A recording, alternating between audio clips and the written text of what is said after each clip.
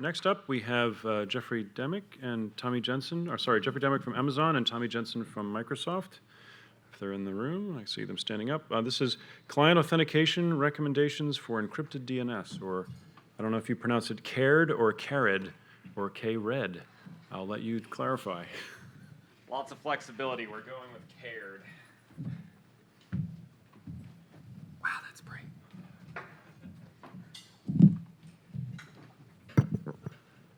All right. Thanks for the intro. We're here to talk about a draft that we submitted to the IETF recently that talks about exactly as self-described because titles don't need to be creative. I will call out, in addition to Microsoft and Amazon, Joe's in the room somewhere. Thanks for joining us and helping us make this better. Okay, so the questions that we set out to solve are these, because in the general case with public DNS, you really don't want to do any authentication, i.e. enable de-anonymization of the client. However, in managed environments like enterprises where the same administrator controls the resolver and the stub resolver, it can be useful to say we want a resolver available through more routes like the public internet than we want clients actually using it, like only our employees. Or we need to do other things. And so the question becomes, with DNS, we've never really done user auth in a standard way before, so how should we do it? And so we're going to go through some use cases today to illustrate what the real-world requirements are and why we have recommendations that we listed in this draft, which we'll leave as an exercise to the reader, more or less. Just to give context, we presented at the IETF and got a significant amount of interest, and so we are taking the draft to the Using TLS and Applications group after doing IASG review. They're not meeting this time, so if you're going to Dublin in a week or two, we will hopefully get a minute to point out this at the DNS-OARC working group who's not adopting it, but there will be some overlapping interest. But if you want to talk to us in the hallway, you can. So I'm going to walk through a couple use cases, just kind of give some context to what we're presenting or proposing. So in this case, we've got a customer, Adam, and this is just a basic use case, right? So he needs to go to teams.microsoft.com for work, to be able to contact and be on different meetings. So he's got a protective DNS service in his path. And so what the protective DNS service needs to do is verify that identity. Is this really Adam? Is this really his machine trying to resolve teams.microsoft.com? And so Adam's machine has an identity cert for him, and it's tied to him on his device. And so that proves this device is Adam's. And so Adam needs to go to teams.microsoft.com. And so it comes to the protective DNS service, and it's going to authorize him, and it's going to check and say, okay, Adam, he's allowed to go resolve those records and connect to that particular service.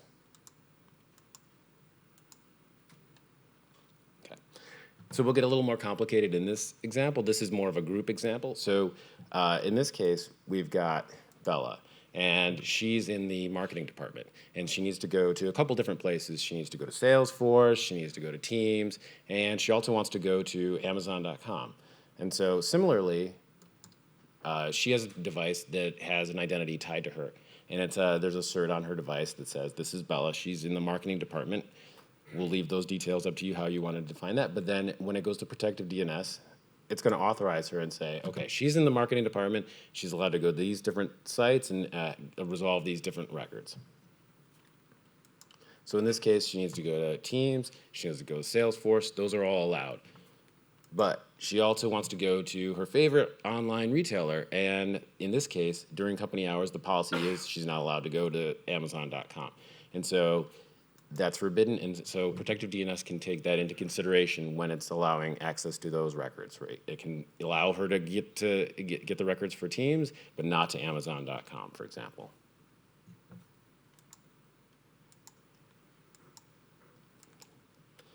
Okay, and this one is a little more in-depth as well. So this is more of a device authorization, so you can think of maybe a kiosk or a printer or maybe even a device that just doesn't have anyone logged in.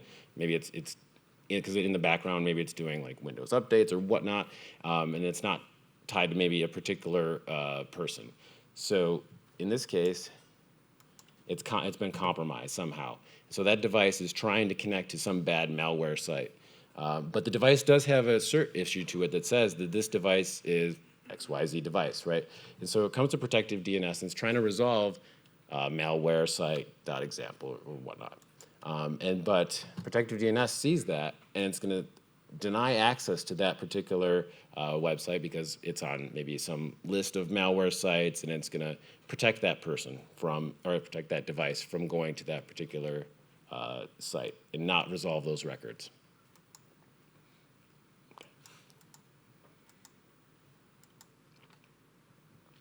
So we took these use cases and tried to extrapolate some requirements for them. And so here are some of the requirements you can see that we found. So we want to make sure that the clients are able to securely identify themselves in some kind of very strong proof of identity. They need to also be able to log that information. So in the last case, you saw that the device went to a malware site. And so Protective DNS, whoever is the customer for that particular service, they want to make sure that they can identify that compromised device and go search it out and fix it, and not so that it's not compromised anymore. If it's a company device and that sort of thing. Also, they want to make sure that the authentication can be applied at the connection level. We don't want to have something that incurs a lot of extra payload in every query or requires some massive change to the protocol.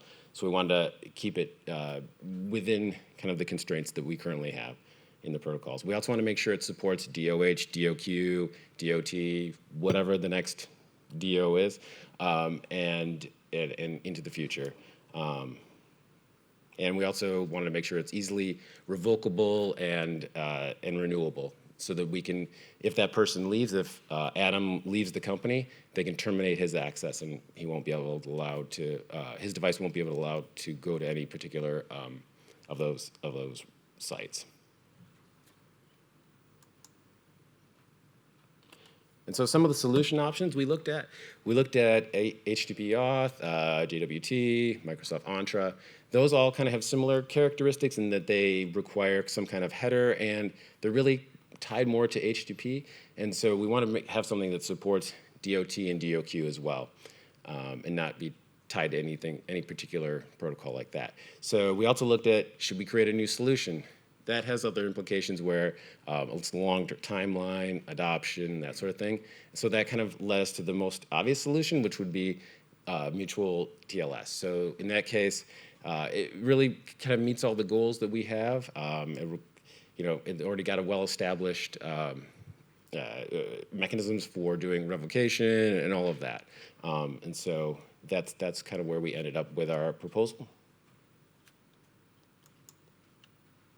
So do you want to? Yeah. Sure. So the reason we're here is, and the reason we're in the IETF is because we would like to see interop across the board where the general stub resolver, the general recursive resolver knows if a customer wants to be able to deploy this, that there's some set of standards where they're not having to pick and choose based on, well, this vendor implemented this auth mechanism, this one did another. There we go. And so we want to get the community's input on, we believe that this is best practice for the following reasons. And if we're off, we'd like to hear why, or figure out what needs to be accounted for that we haven't thought of. We just want, in the end, that when customers go to deploy something, that they can expect some things to work out of the box in an area where we've never really done any auth unless it's a vendor doing something proprietary, which we're hoping to avoid. So any thoughts you have, we are welcome to them. And if you want to come join the discussion on the UTA mailing list in the IETF, it will be discussed there as well. Hi, Peter van Dijk, Power DNS. We recently looked at doing client identification as well, perhaps not with security in mind, but more like, does this person get shopping or not, etc., like the home situation. And for that, we came up with SNI, which leaks. It works, but it leaks. And of course, HTTP paths, which is easier than HTTP out. And when we had worked through all those options, we realized that NextDNS made the exact same choices, and they spent a lot of time thinking about this. But what they chose does not fit the requirements you set up, because it doesn't work for HTTP unless you leak the ID.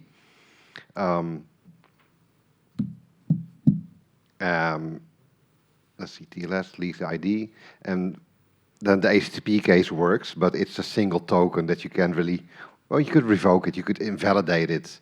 Sure. The thing that worries me is that MTLS has all these provisioning concerns. And it's easy to say, just have a cert, whatever, but I think that will be the real trouble. So you're not alone in bringing that point up, and I think in our latest draft revision, we talk about how this can also be done using MTLS, but with pre-shared keys. And there's some caveats to consider in how that needs to be done to maintain the same security properties, like having perfect forward secrecy with TLS 1.3. But yes, when we talk about this, all our examples are inserts because that's what we prefer. But the text acknowledges that that's not universal. And so having some input on the mechanisms people would use would definitely be valuable. All right, thank you. I will follow with interest. Petr Špaček, ISC.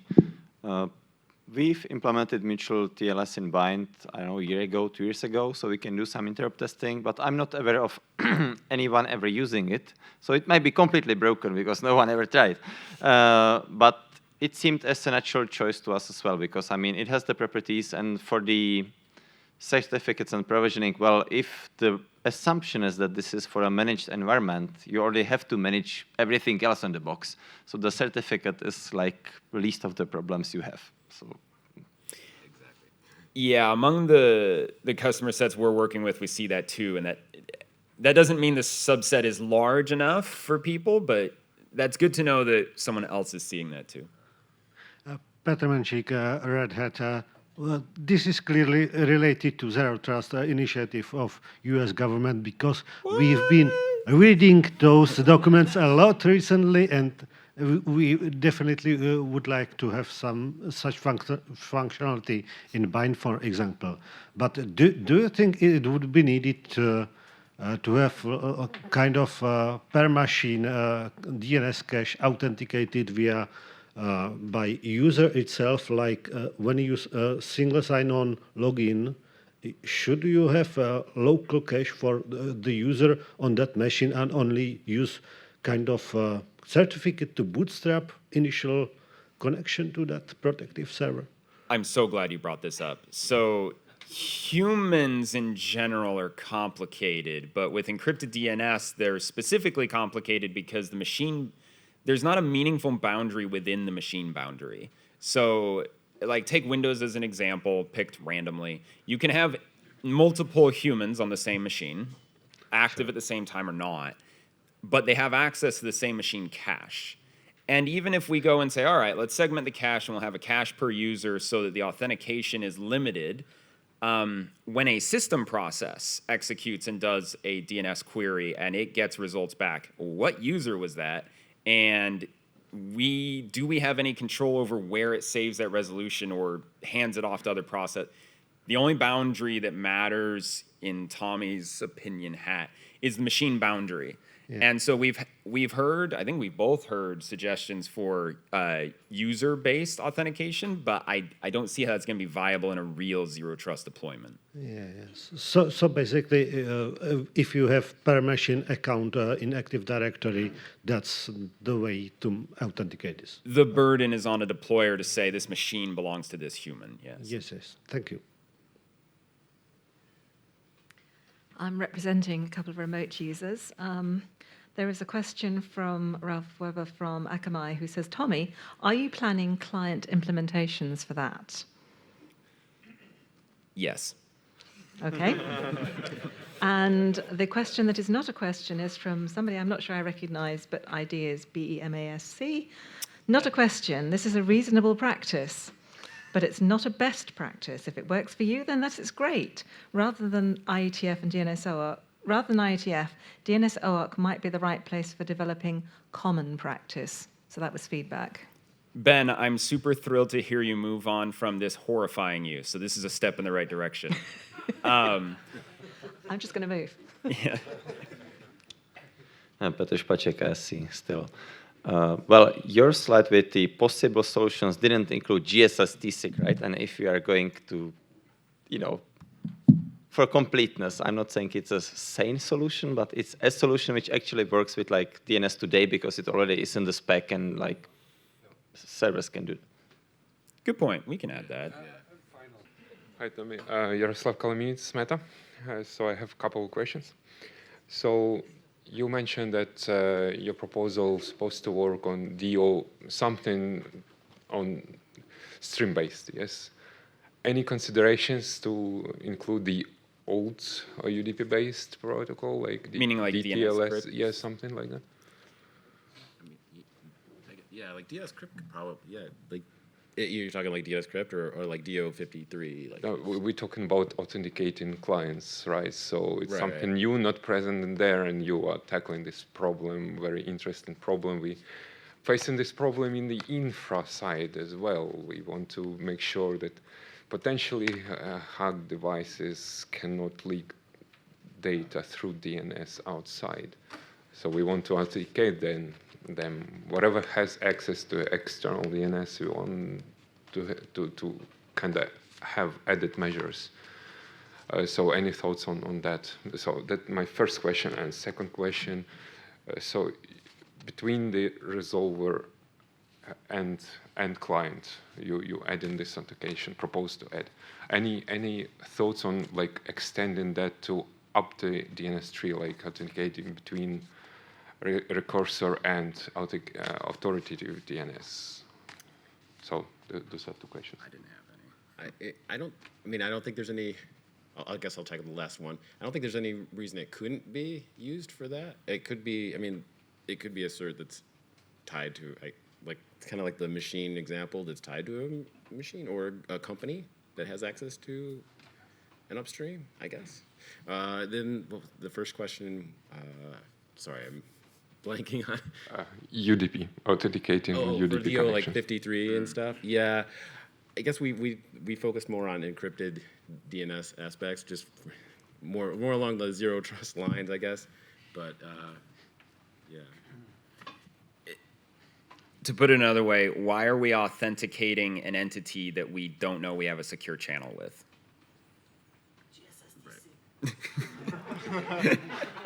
I mean, you can potentially encrypt UDP traffic, right? The DTLS is there.